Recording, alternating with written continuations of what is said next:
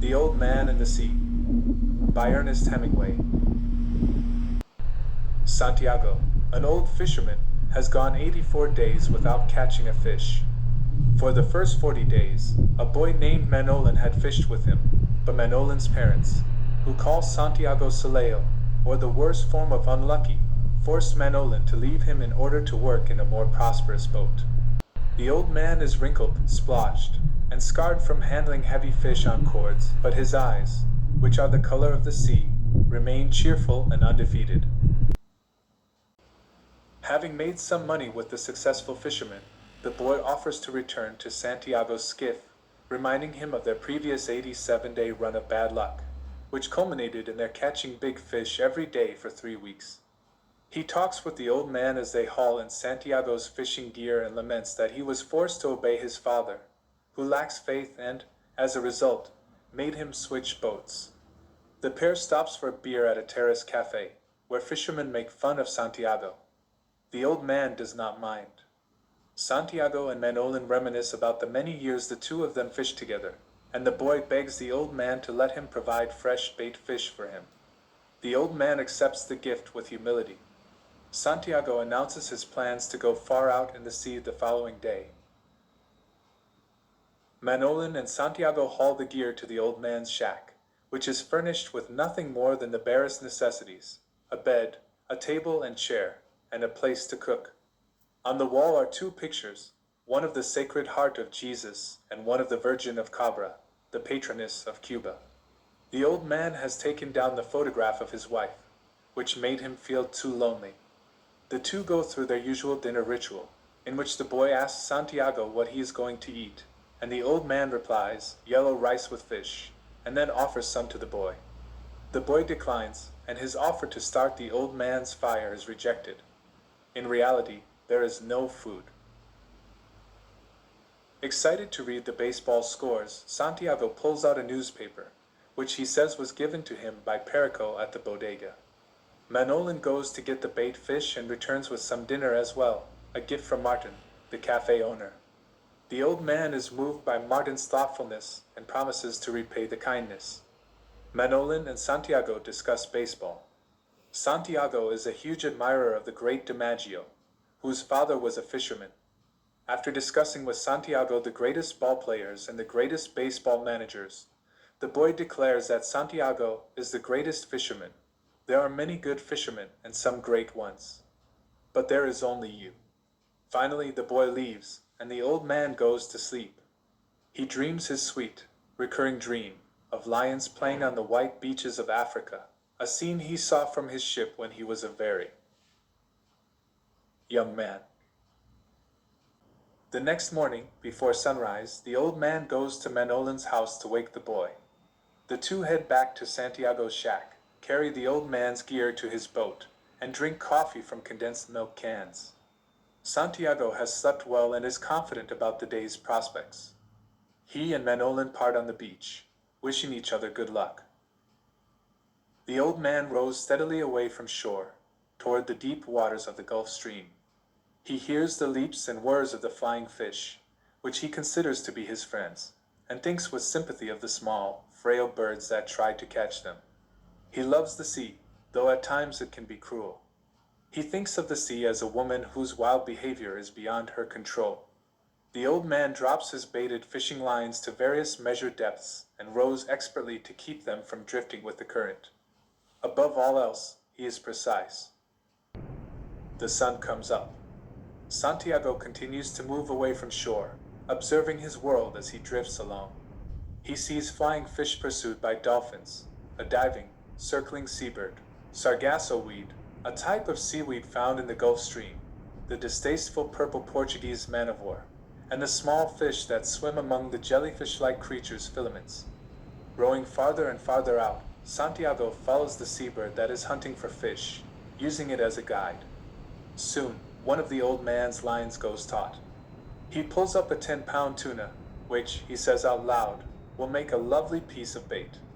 He wonders when he developed the habit of talking to himself but does not remember. He thinks that if the other fishermen heard him talking, they would think him crazy, although he knows he isn't. Eventually, The old man realizes that he has sailed so far out that he can no longer see the green of the shore. When the projecting stick that marks the top of the 100-fathom line dips sharply, Santiago is sure that the fish tugging on the line is of a considerable size, and he prays that it will take the bait. The marlin plays with the bait for a while, and when it does finally take the bait, it starts to move with it, pulling the boat. The old man gives a mighty pull, then another, but he gains nothing. The fish drags the skiff farther into the sea. No land at all is visible to Santiago now. All day the fish pulls the boat as the old man braces the line with his back and holds it taut in his hands, ready to give more line if necessary. The struggle goes on all night, as the fish continues to pull the boat. The glow given off by the lights of Havana gradually fades, signifying that the boat is the farthest from shore it has been so far. Over and over, the old man wishes he had the boy with him. When he sees two porpoises playing in the water, Santiago begins to pity his quarry and consider it a brother. He thinks back to the time that he caught one of a pair of marlin. The male fish let the female take the bait, then he stayed by the boat, as though in mourning. Although the memory makes him sad, Santiago's determination is unchecked. As the marlin swims out, the old man goes beyond all people in the world to find him. The sun rises and the fish has not tired, though it is now swimming in shallower waters. The old man cannot increase the tension on the line, because if it is too taut it will break and the fish will get away. Also, if the hook makes too big a cut in the fish may get away from it. Santiago hopes that the fish will jump, because its air sacs would fill and prevent the fish from going too deep into the water, which would make it easier to pull out. A yellow weed attaches to the line, helping to slow the fish. Santiago can do nothing but hold on. He pledges his love and respect to the fish, but he nevertheless promises that he will kill his opponent before the day ends. A small, tired warbler, a type of bird, lands on the stern of the skiff, flutters around Santiago's head, then perches on the taut fishing line that links the old man to the big fish. The old man suspects that it is the warbler's first trip, and that it knows nothing of the hawks that will meet the warbler as it nears land. Knowing that the warbler cannot understand him, the old man tells the bird to stay and rest up before heading toward shore. Just then the marlin surges, nearly pulling Santiago overboard, and the bird departs. Santiago notices that his hand is bleeding from where the line has cut it. Aware that he will need to keep his strength, the old man makes himself eat the tuna he caught the day before, which he had expected to use as bait. While he cuts and eats the fish with his right hand, his already cut left hand cramps and tightens into a claw under the strain of taking all the fish's resistance. Santiago is angered and frustrated by the weakness of his own body, but the tuna, he hopes, will reinvigorate the hand. As he eats, he feels a brotherly desire to feed the marlin too.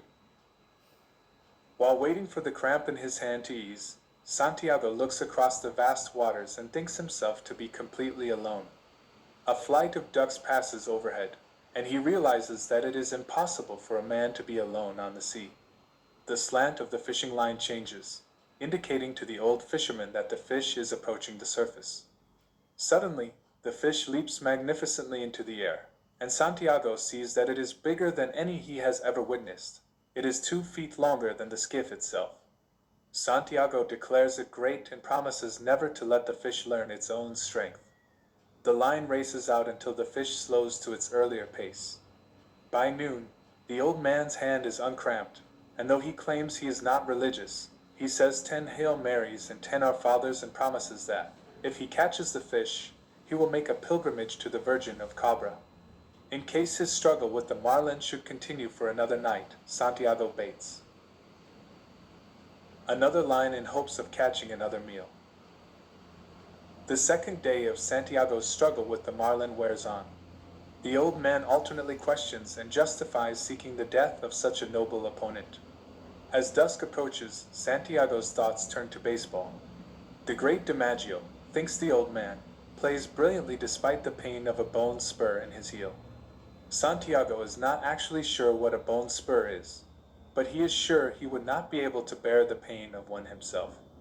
A bone spur is an outgrowth that projects from the bone. He wonders if DiMaggio would stay with the marlin. To boost his confidence, the old man recalls the great all-night arm wrestling match he won as a young man. Having beaten the great Negro from Cienfuegos, a town in Cuba, Santiago earned the title El Campeón, or the champion. Just before nightfall, a dolphin takes the second bait Santiago had dropped. The old man hauls it in with one hand and clubs it dead. He saves the meat for the following day. Although Santiago boasts to the marlin that he feels prepared for their impending fight, he is really numb with pain. The stars come out. Santiago considers the stars his friends, as he does the great marlin. He considers himself lucky that his lot in life does not involve hunting anything so great as the stars or the moon. Again, he feels sorry for the marlin, though he is as determined as ever to kill it. The fish will feed many people, Santiago decides, though they are not worthy of the creature's great dignity. By starlight, still bracing and handling the line, Santiago considers rigging the oars so that the fish will have to pull harder and eventually tire itself out. He fears this strategy would ultimately result in the loss of the fish. He decides to rest, which really just means putting down his hands and letting the line go across his back, instead of using his own strength to resist his opponent. After resting for 2 hours, Santiago chastises himself for not sleeping, and he fears what could happen should his mind become unclear. He butchers the dolphin he caught earlier and finds 2 flying fish in its belly. In the chilling night, he eats half of a fillet of dolphin meat and one of the flying fish. While the marlin is quiet, the old man decides to sleep. He has several dreams. A school of porpoises leaps from and returns to the ocean. He is back in his hut during a storm, and he again dreams of the lions on the beach in Africa. The marlin wakes Santiago by jerking the line. The fish jumps out of the water again and again, and Santiago is thrown into the bow of the skiff, face down in his dolphin meat. The line feeds out fast, and the old man breaks against it with his back and hands. His left hand, especially, is badly cut. Santiago wishes that the boy were with him to wet the coils of the line, which would lessen the friction. The old man wipes the crushed dolphin meat off his face, fearing that it will make him nauseated and he will lose his strength. Looking at his damaged hand, he reflects that pain does not matter to a man. He eats the second flying fish in hopes of building up his strength. As the sun rises, the marlin begins to circle. For hours the old man fights the circling fish for every inch of line, slowly pulling it in. He feels faint and dizzy and sees black spots before his eyes. The fish riots against the line, battering the boat with its spear. When it passes under the boat, Santiago cannot believe its size. As the marlin continues to circle, Santiago adds enough pressure to the line to bring the fish closer and closer to the skiff. The old man thinks that the fish is killing him, and admires him for it, saying, "I do not care who kills who." Eventually, he pulls the fish onto its side by the boat and plunges his harpoon into it. The fish lurches out of the water, brilliantly and beautifully alive as it dies. When it falls back into the water, its blood stains the waves. The old man pulls the skiff up alongside the fish and fastens the fish to the side of the boat. He thinks about how much money he will be able to make from such a big fish, and he imagines that DiMaggio would be proud of him.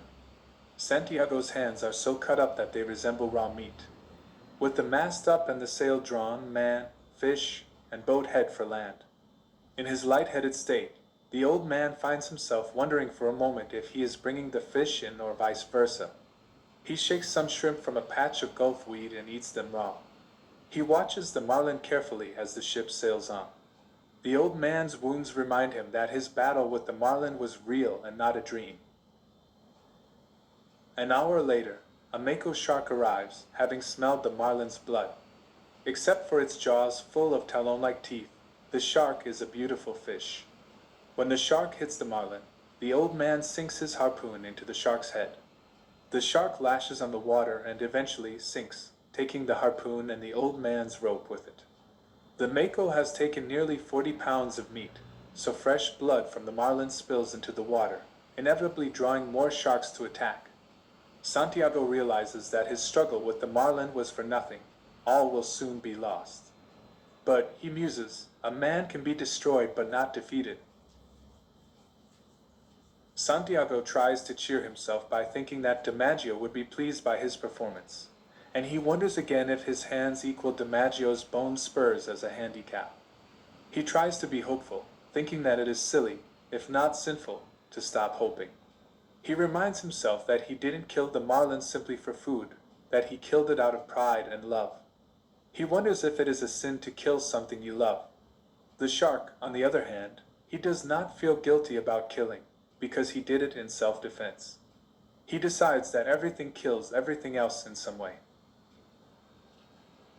2 hours later, a pair of shovel-nosed sharks arrives, and Santiago makes a noise likened to the sound a man might make as nails are driven through his hands. The sharks attack, and Santiago fights them with a knife that he had lashed to an oar as a makeshift weapon.